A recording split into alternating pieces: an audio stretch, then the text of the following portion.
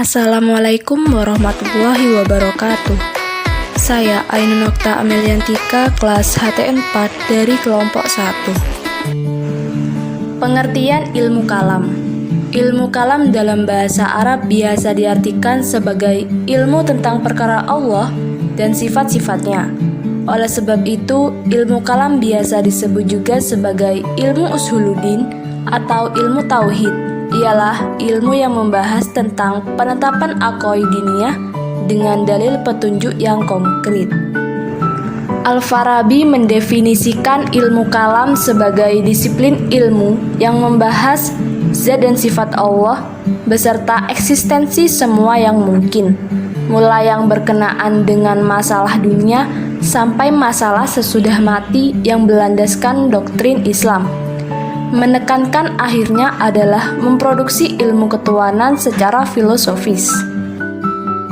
Sejarah ilmu kalam.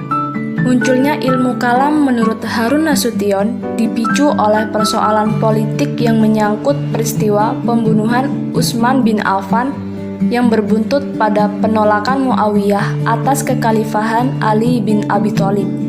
Dan persoalan kalam yang pertama kali muncul adalah persoalan siapa yang kafir dan siapa yang bukan kafir.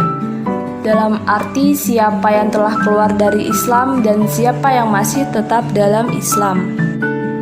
Dalam sejarah Islam diterangkan bahwa perpecahan golongan itu tampak memuncak setelah terbunuhnya Khalifah Utsman bin Affan. Sebagaimana dikatakan oleh Hudayribik. Hal itu menjadi sebab perpecahan pendapat kaum muslimin, yaitu satu golongan yang gendam atas Utsman bin Affan, dan mereka adalah orang-orang yang membaiat Ali bin Abi Thalib radhiyallahu anhu, dan satu golongan yang dendam atas terbunuhnya Utsman, dan mereka adalah golongan yang mengikuti Muawiyah bin Abu Sufyan radhiyallahu anhu. Barang siapa yang tidak memutuskan menurut apa yang diturunkan Allah, maka mereka itu adalah orang-orang yang kafir. Dari ayat inilah mereka mengambil semboyan la hukma illa lillah pada masa pemerintahan Abbasiyah kedua yang dipimpin oleh Khalifah Al-Ma'mun. Perkembangan ilmu kalam banyak dipengaruhi oleh kesusastraan Yunani, khususnya pendapat-pendapat Aristoteles. Pemerintahan Al-Ma'mun sendiri memberi sokongan kuat terhadap ahli kalam, mengalahkan ahli hadis, sehingga menimbulkan peperangan argumentasi antara ahli kalam dengan ahli hadis. Hudayribik mengatakan, para ahli hadis telah sepakat untuk melawan gerakan kalamiah ini, dan jumhur bersama mereka.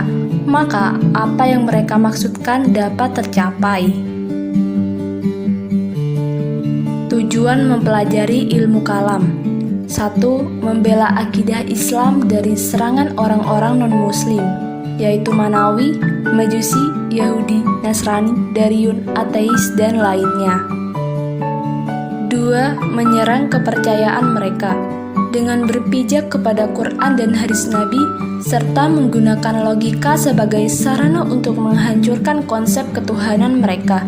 Dengan demikian, mereka dapat tunduk dan mengakui kebenaran ajaran Islam. Cukup sekian yang dapat saya sampaikan. Wassalamualaikum warahmatullahi wabarakatuh.